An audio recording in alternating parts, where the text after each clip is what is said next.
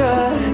I know how you always seem to go for the obvious instead of me. Take it and you'll see it. That was a Hannah Montana song. Yes, Hannah Montana. If We Were a Movie is a song by Miley Cyrus performed under her character Hannah Montana for the Disney Channel series of the same name in which Cyrus starred. The song was released as a promotional single for the Hannah Montana soundtrack and received exclusive airplay on Radio Disney. The song managed to peak at number 47 on the Billboard Hot 100. And that's why this cover seems almost impossible, like it isn't a cover at all and its own song. Somehow, a song from Hannah Montana's glossy Disney Channel soundtrack made for tweens in the 2000s became one of the saddest things I've heard all year after Jane Remover covered it. Artists like Jane Remover, Underscores, Quanic, and Two Hollis constantly use distortion, clipping, blown out production, and fragile vocals to make music feel remembered instead of simply heard. But Jane isn't doing that. She's taking music that's a core memory for millions of people and changing it, allowing them to attach new memories onto it, expanding it. And because it's Jane Remover, even covering a Disney Channel song like this somehow becomes emotionally overwhelming in her hands. What makes this cover special is an irony, and I think that's very important and different from a lot of other musicians. Anybody else could have done this humorously. On paper, a hyper-online type of underground artist covering Hannah Montana sounds like it could just be a joke that would blow up, get thousands or maybe millions of views and streams for being associated with an extremely popular intellectual property, and make the artist a little bit of money, albeit from unserious means. But the cover doesn't feel ironic at all. I mean, we just listened to some of it and it's in the background right now, but let me play some specific parts for you just to pinpoint how emotional it is. I know why you the next play the happy song. Yeah, when you call me, I can hear it in your voice. Oh, so wanna see me and tell me all about her. I'll be acting through my tears. Guess you'll never know that I should win an Oscar for the scene of it.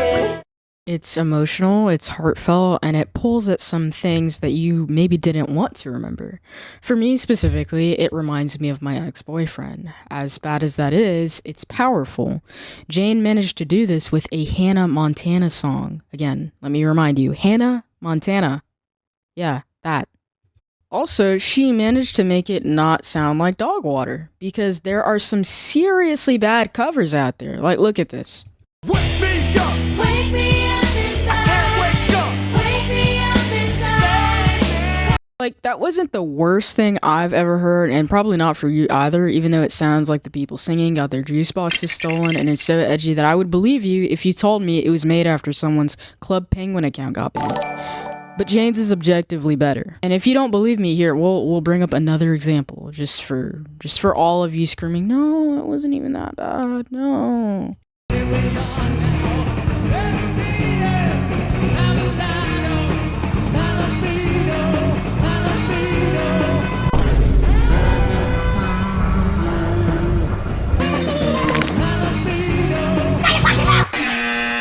Like, I guess, bro.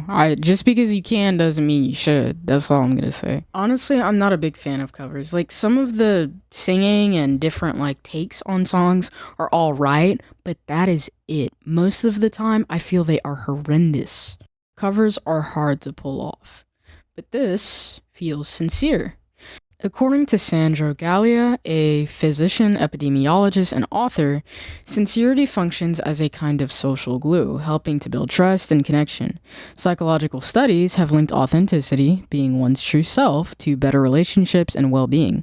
Authentic, sincere people tend to enjoy better mental health and a greater sense of meaning.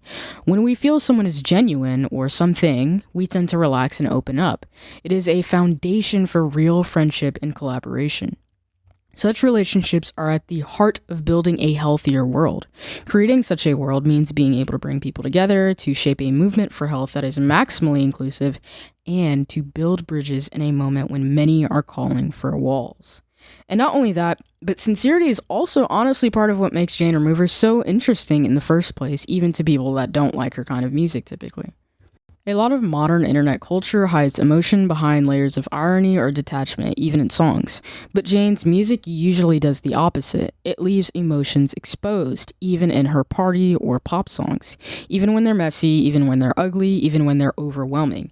And that vulnerability transforms the song from childhood nostalgia into something genuinely painful.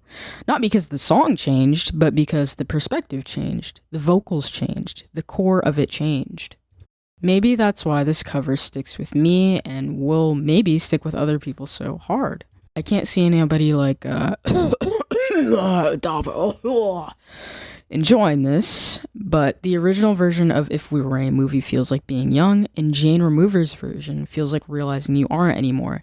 And that's amazing. It's a very hard thing to pull off. You can take the example of FNAF fan games. Five Nights at Freddy's, the original, was very scary when we were all kids, and it was honestly kind of terrifying. Like being 9 and getting on your phone and screaming at Bonnie in the window was a great experience for all of us. It reminds of us being young. It reminds us of all of those feelings that you get from being a kid, the happiness, the sunshine, everything like that. We all inevitably grow up, but sometimes that doesn't have to be so bad, or sometimes we can find ways to cope with it, especially in music. That's what Jane is doing with this song. She's not remaking it, essentially. She's not completely destroying the entire song, making you leave behind everything you know about it, making it awful, making it a completely different genre. No, it's the same song. It's the same song. It's just heartfelt, and you can actually learn to accept being an adult with something you had when you were a kid. So, don't listen to anything like this, and please don't listen to anything like this. But thank you for watching, and bye guys.